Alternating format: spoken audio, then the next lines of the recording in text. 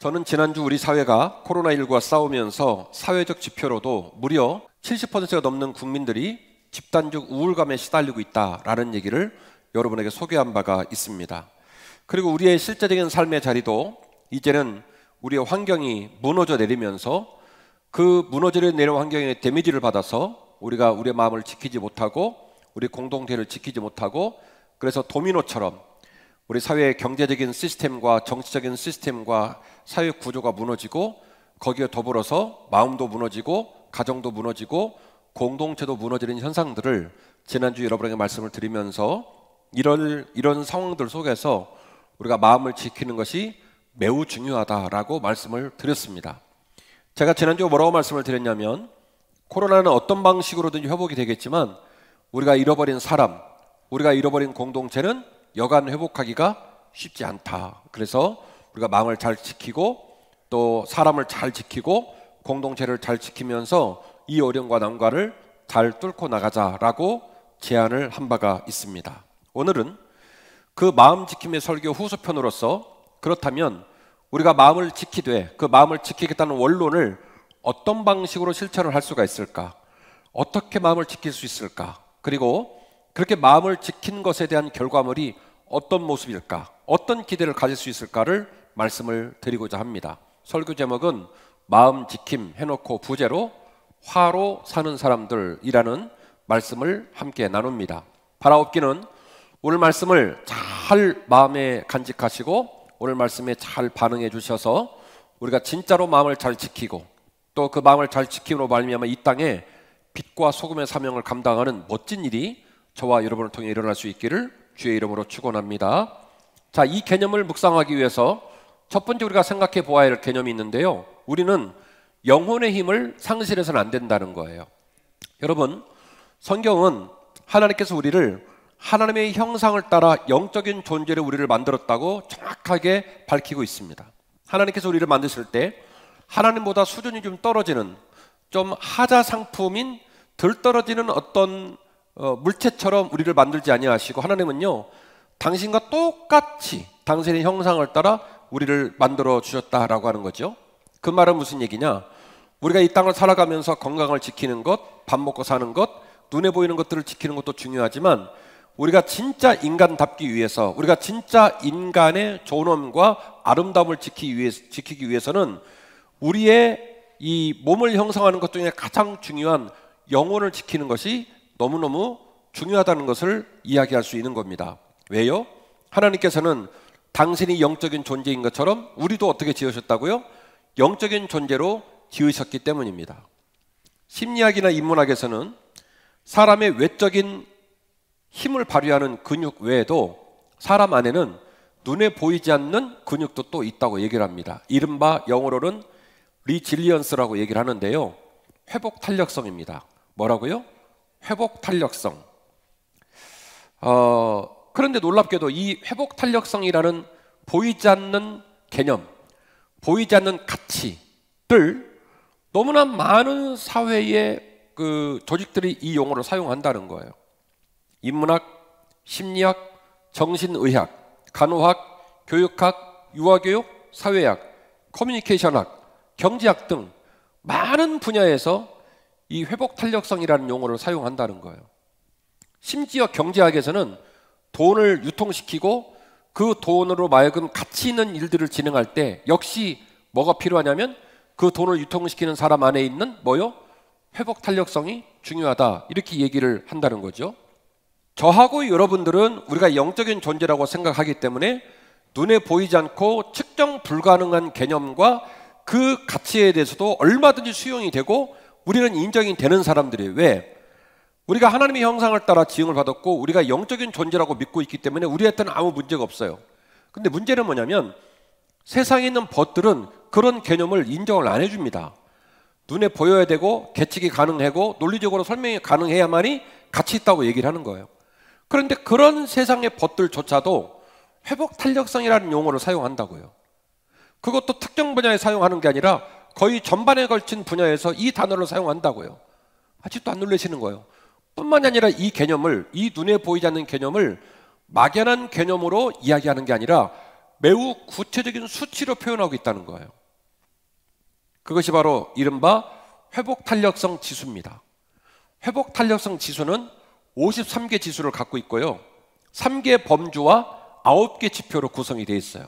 소개를 좀 하겠습니다. 첫 번째 범주는 자기조절력입니다.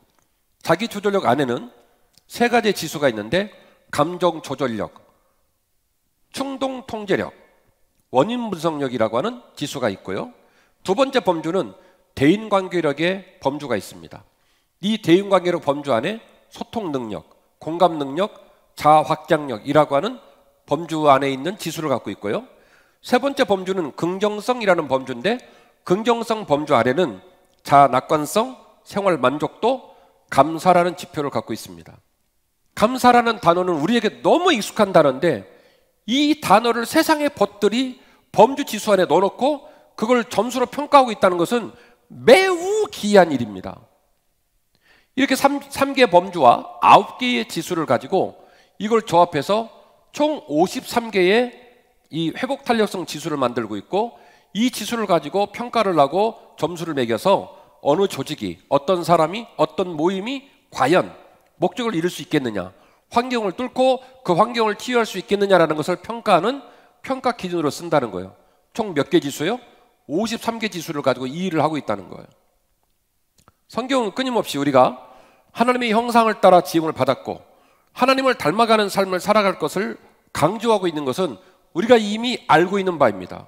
그런데요, 기독교와 상관없는 그리고 진화론의 진영에서 도저히 눈에 보이지 않는 계측이 불가능하고 측정이 불가능한 것들을 받아들이지 않는 세상의 벗들 진영에서 그들의 논리나 그들의 주장과 전혀 상관없는 계측도 불가능하고 눈에 보이지도 않고 아주 막연할 것 같은 사람 안에 숨겨진 가치, 단어를 정했다고 했죠? 회복 탄력성. 그 회복 탄력성이라는 무형의 가치에 의미를 부여하고 또한 그것을 구체적인 지표와 목록을 통해서 53개의 평가 기준을 만들고 그것을 토대로 사람을 연구하고 조직을 연구하고 현상을 뚫고 나갈 수 있는 방법을 거기서 찾아내고 있는 모습을 보면, 어떻게 보면 세상에 있는 벗들조차도 사람은 코아사르베이트라고 하는 단백질 결정체에서 우연에 의하여 전혀 질서나 예측이나 방향성이 없이 어쩌다가 우연에 의하여 이 인간이라는 고결한 존재가 만들어졌다라고 설명을 하기에는 대단히 부족함이 있어 보인다는 것을 스스로 저는 반증하고 있다고 판단을 합니다. 우리가 기르는 애완동물들, 또 동물의 세계에서도 사람의 감정을 흉내내는 단초적인 감정 상태들을 우리가 인지합니다만은 사람 안에 있는 감정은요, 진화론의 진영의 논리로는 담아낼 수가 없어요. 그 깊은 슬픔, 그 위대한 기쁨, 사랑, 섬김, 인내, 포용, 섬김, 그 모든 것들의 단어들은요, 사람 안에 담겨져 있는 영혼의 풍성함을 갖지 않으면 설명이 불가능합니다. 그런데 세상의 벗들에게서도 이런 사람의 고결함과 이런 사람의 가능성들에 대하여 관심을 많이 갖고 있고, 이것들이 작동되고 이것들이 풍성해지지 않으면 한 사람의 개인과 그 가정과 공동체가 건강해질 길이 없다. 난관과 어려움을 뚫고 나갈 길이 없다. 그래서 사람이 좀 사람다워지지 않겠냐라는 것을 고민하고 있다는 거예요. 근데 문제는 뭐냐면 이 고민은 사실은 우리들에게는 일상적인 일이고 우리들은 정확하게 답을 알아요. 우리가 하나님의 형상을 따라 지음받았고 죄를 지음으로 죄인이 되었고 그 죄를 주 예수 그리스도의 피값으로 사함받고 다시 주님 품으로 들어가 주님을 닮아 나가는 삶을 통해서 얼마든지 이 문제가 풀어지는 거예요. 공감하시지요? 이미 우리는 원인을 알고 있고 과정을 알고 있고 답을 알고 있는 그런 공동체입니다. 따라서 저는 한빛교회 담임 목사로서 이런 기대를 합니다. 이렇게 어렵고 힘겨운 삶의 자리, 민족의 복판 속에서 교회가 교회답고 성도가 성도다워지면 그 어떤 때보다도 빛을 발하고 존경받고 사랑스러운 공동체, 사랑스러운 기독교인이 될 거라고 믿어 의심하지 않습니다. 오늘 말씀을 들으시면서 그런 저항, 그런 기대와 그런 결단이 저와 여러분에게 있기를 주의 이름으로 축원합니다. 영상 잠깐 보시겠습니다. 첫 번째로 꼽고 싶은 것은 캐나다가 한국보다 훨씬 순한 사회라는 겁니다. 순한 사회가 뭐지? 하고 궁금해하실 분이 계실 텐데 제가 생각하는 순한 사회란 안전한 사회를 말하는 겁니다.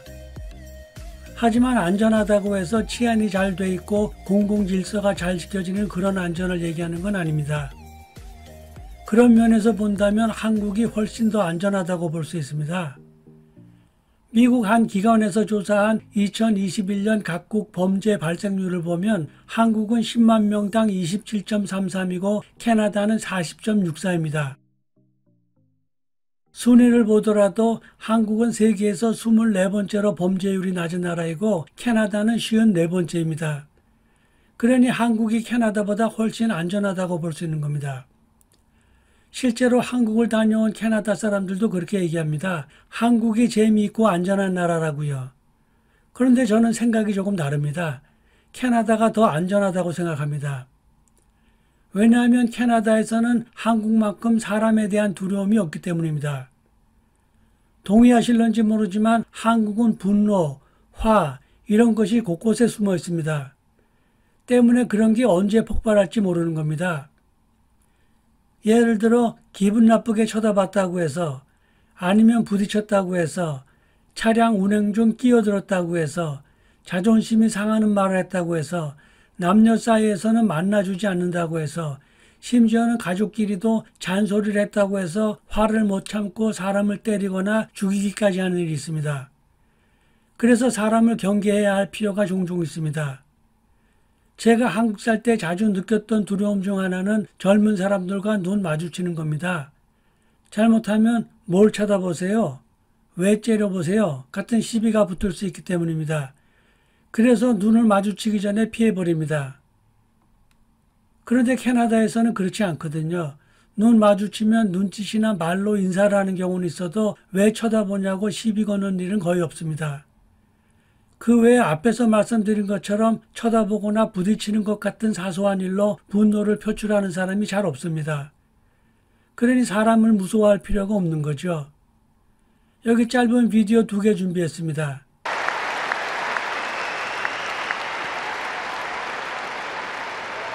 As things tightened in that second set, Bianca, what did you have to overcome to get across the finish line? Definitely the crowd. I know you guys wanted Serena to win, so I'm so sorry.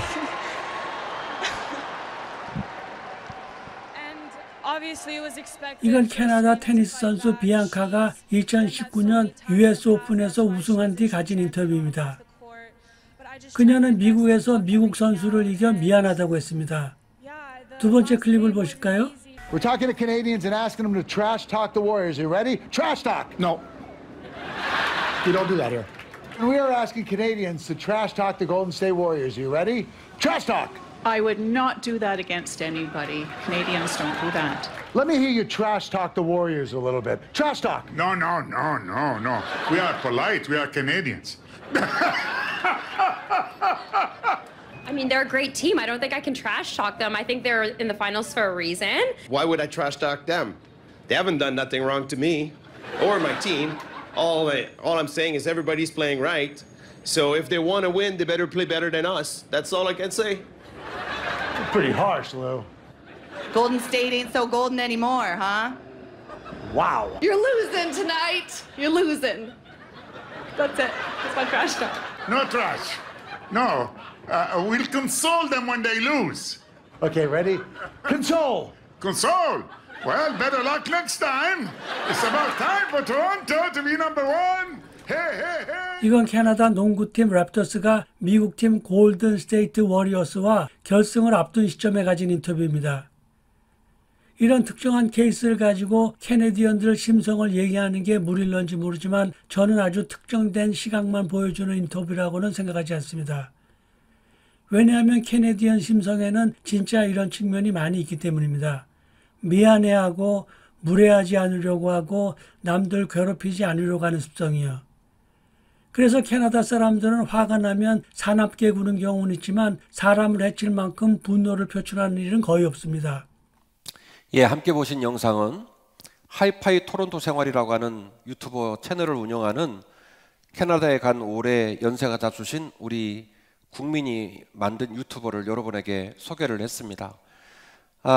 이 어르신이 자기 고향 한국이 너무너무 가고 싶은데 그래도 저는 캐나다에 사는 게 마음이 안전한 마음이 든다는 거예요. 왜요? 한국에 돌아가면 마음의 안정감이 사라지고 불안하다는 얘기입니다. 너무나 아이러니한 얘기 아닙니까? 여러분이 지표를 보셨지만 캐나다는 한국에 비하여 범죄율이 2배가 높습니다. 훨씬 더 한국이 안전합니다.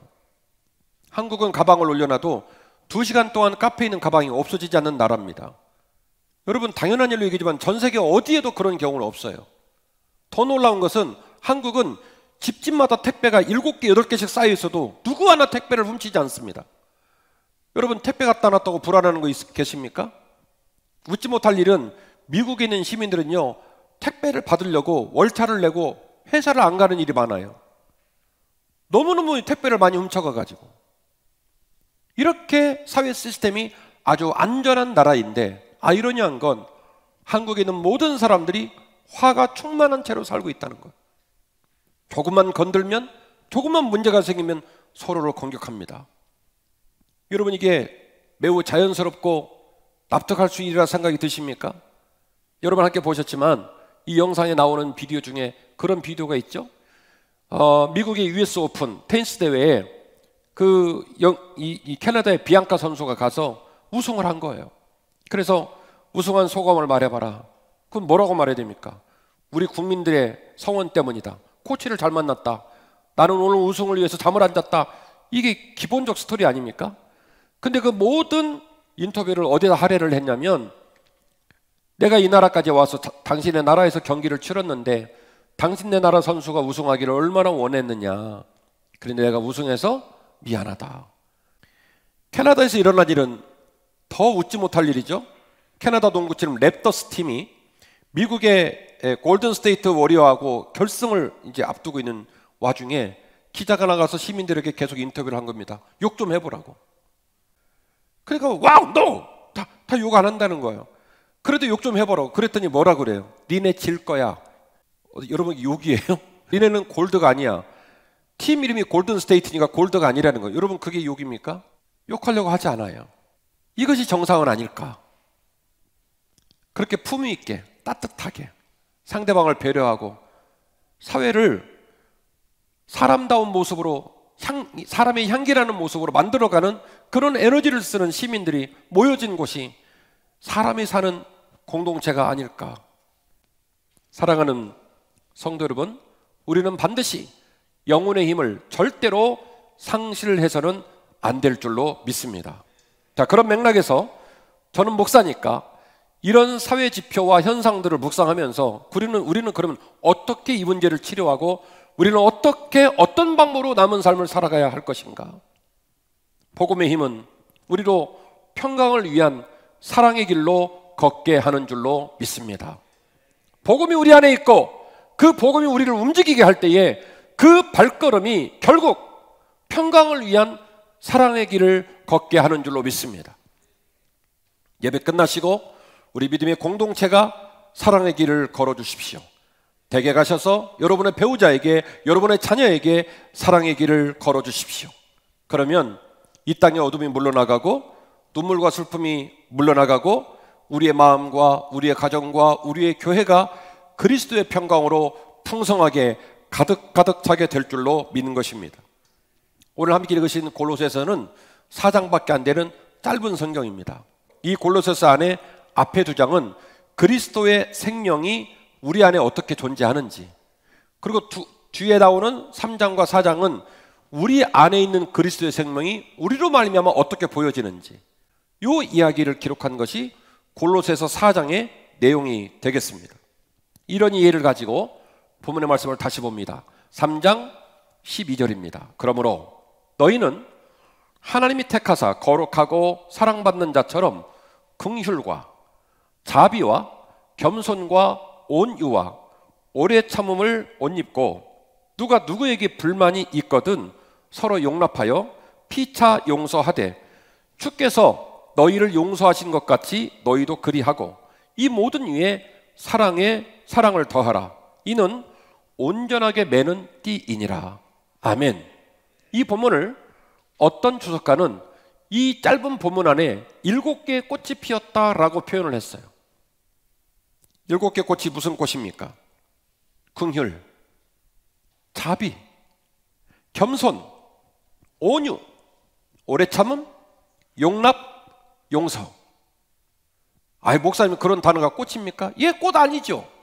그런데 이 단어들이 골로새 교회를 치유하고 골로새 교회의 문제를 뚫고 나갈 수 있는 동력원으로 필요하다고 말하는 이 본문의 가치는 주석가의 눈에는 그 어떤 꽃보다도 향기롭고 그 어떤 꽃보다도 화려하고 아름다운 꽃처럼 다가오는 거예요.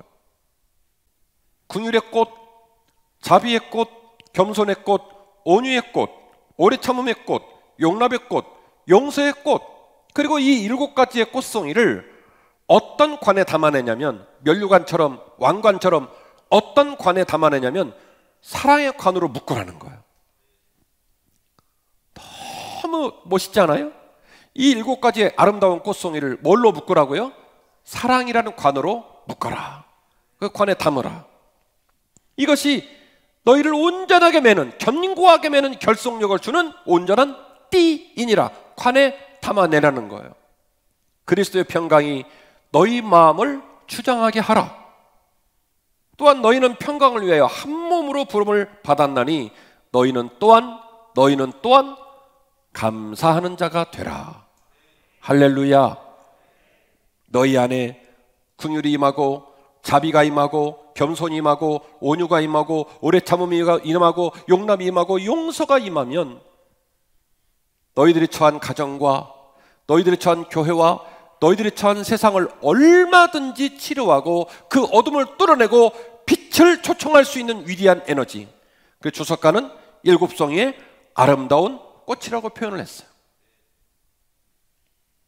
우리가 오늘 충격을 받고 도전을 받고, 맞아, 목사님 말이 맞지, 우리가 영적인 존재인데 우리 안에 영적인 마음, 영적인 삶의 가치가 중요한데 이거 놓치고 살았구나, 이거 있는지 없는지 모르고 살았구나 라고 깨달아도 그 길을 걷는 것 쉽지 않습니다. 그래서 오늘 본문의 앞쪽에 이런 본문이 있는 걸 여러분에게 소개하려고 해요. 골로새서 3장 2절 이하의 본문입니다. 골로새 3장 2절 이하의 본문에 이런 본문이 기록되어 있습니다. 위의 것을 생각하고 땅의 것을 생각하지 말라. 이는 너희가 죽었고 너희 생명이 그리스도와 함께 하나님 안에 감추어져 있기 때문이다. 할렐루야. 이는 너희가 그리스도와 함께 죽었다. 그리고 너희 안에 그리스도의 생명이 감추어져 있다. 아까 제가 그랬죠? 4장으로 되어 있는데 앞에 2장은 우리 안에 임하신 예수의 생명이 뭐냐, 그리고 뒤에 2장은 우리 안에 임하신 예수의 생명이 우리를 통하여 어떻게 드러나느냐. 그러니까 3장 4장 말씀을 통해 우리 안에 있는 예수의 능력이, 예수의 생명이 우리로 말미암아 어떻게 드러나느냐 하는 과제는 우리가 하는 게 아니라 1장과 2장 말씀이 강조하는 것처럼 먼저 우리 안에 예수의 생명이 들어와야 그 예수의 생명이 나를 죽게 하고 그 예수의 생명이 나를 이끌어 가야 그 길을 걸을 수 있고 그 일을 할 수가 있는 거예요. 그래서 3장 2절 말씀 말하기를 위의 것을 생각하고 아래 것을 생각하지 말라 그랬어요. 오늘 말씀의 결론입니다. 마음을 지켜 하나님의 나라를 이 땅에 만들어 가야 할 줄로 믿습니다. 이 결론이에요. 마음을 지켜 하나님의 나라를 이 땅에 만들어 가야 할 줄로 믿습니다. 고린도전서 13장, 사랑은 오래 참고, 사랑은 온유하고, 사랑은 시기하지 않고, 사랑은 자랑하지 않고, 사랑은 교만하지 않고, 않고 가다가 뒤에 뭐라고 나옵니까? 그래서 사랑은 모든 것을 참고, 모든 것을 믿고, 모든 것을 바라고, 모든 것을 견딘다. 할렐루야. 이게 사랑의 위대한 힘이에요. 모든 것을 참고 모든 것을 믿고 모든 것을 바라고 모든 것을 견딘다. 가장 아름답고 강력한 힘은 사랑의 힘입니다. 우리 마음과 우리 마음의 품격과 사랑의 풍성함을 절대로 잃어버리지 말고 죄악과 싸우고 시대의 흐름에 저항하고자 하는 결단이 오늘 이 아침 우리 모두에게 있기를 주의 이름으로 축원합니다. 설교의 결론이니까 그러면 우리가 마음을 지키고 구체적으로 어떻게 지킬 것인가 오늘 쭉 제가 케이스 바이 케이스로 여러분에게 제안을 했습니다. 그럼 이런 과정을 통해서 우리는 어떤 것을 기대할 수 있을까? 첫 번째, 아름다운 교회를 만들 수 있습니다. 좋은 교회의 뜻을 두고 사랑하고 자랑스러워하고 최고의 교회로 가꾸어 가면 아름다운 교회를 만들 수 있어요. 아름답고 좋은 교회는 어떤 교회일까요? 7층 이상 건물입니까? 주차장이 3개는 돼야 됩니까? 버스가 있으면 아름답습니까? 아니요. 아름다운 교회는 교회를 구성하는 우리 각 사람이 작은 교회이기 때문에 우리가 아름다워지고 우리가 사랑이 풍성해져서 잘 참고 잘 믿고 잘 바라고 잘 견디면 그러면 우리 교회가 진짜 좋은 교회 되는 거예요. 좋은 교회는 좋은 교회이기를 소원하고 좋은 교회이고 싶은 열망과 간절한 애탐을 갖고 그 좋은 교회를 묵상하고 기도하고 그 좋은 교회를 향하여 뚜벅뚜벅 한 걸음 한 걸음 걸어가는 작은 교인들 때문에 만들어지는 거예요. 마음을 잘 지킵시다. 그리고 이 땅을 사랑의 땅으로, 평강의 땅으로, 감사할 일이 넘치는 땅으로 만들어 가십시다. 두 번째 기대되는 것은 서로 돌아보아 사랑과 선행으로 격려하여 살맛 나는 세상을 만드는 거예요. 저는 이런 신념을 갖고 있습니다. 복음은요, 사람의 몸에 들어가면 사라지지 않는다고 저는 생각을 해요. 왜? 복음은 오염된 물이 아니기 때문에. 복음은 생수이기 때문에 사람의 몸에 한번 들어가면 저는 사라지지 않는다고 생각하는 신념을 가진 목사예요. 그럼 왜 복음에 사라졌다 생각이 들까? 표현 방식에 따라 다른데 제가 보는 관점으로는 시련을 당하고 고난을 당하고 낙담하고 힘이 좀 빠진 거지 복음이 사라진 건 아니다. 이게 제 입장이에요. 당장의 눈으로만 보면 사라진 것 같습니다. 깨진 것 같습니다. 없어진 것 같습니다. 아니요. 제가 알기로는 복음은 생명이기 때문에, 복음은 거룩한 생수이기 때문에 들어간 복음이 쉽게 사라진다고 저는 생각하지 않아요. 다만 슬플 뿐이고 낙담했을 뿐이고 에너지가 줄어들 뿐이고 고난 중에 있을 뿐이에요. 그 말은 무슨 얘기입니까? 얼마든지 다시 살릴 수 있다. 얼마든지 다시 시작할 수 있다. 할렐루야. 에베소서 4장 1절 이하에 이런 본문이 있습니다. 그러므로 주 안에서 갇힌 내가 너희를 권하노니 너희가 부르심을 받는 일에 합당하게 행하여 모든 겸손과 온유로 하고 오래 참음으로 사랑 가운데서 서로 용납하고 평안에 매는 줄로 성령이 하나 되게 하신 것을 힘써 지키라. 결국 오늘 함께 계신 골로새서도 지금 소개한 에베소서도 계속 일관된 메시지를 주는 거예요. 성령께서 우리의 주인 되시고 하나 되게 하신 사랑의 끈으로 우리를 꽁꽁 둘러매고 그리고 그 안에서 오래 참고 용납하고 격려해 주면서 믿음을 따라 뚜벅뚜벅 걸어가라는 거예요. 그러면 그 자리에 하나님의 나라가 임하는 줄로 믿습니다. 여러분 때문에 배우자가 위로를 받고 여러분 때문에 자녀들이 용기를 얻고 또 그렇게 보여주는 우리 교회 반짝반짝 빛나는 아름답고 좋은 교회가 되면 화로 살고 있는 우리 민족들을 우리가 치유하고 섬길 수 있는 힘이 거기서 생길 거예요.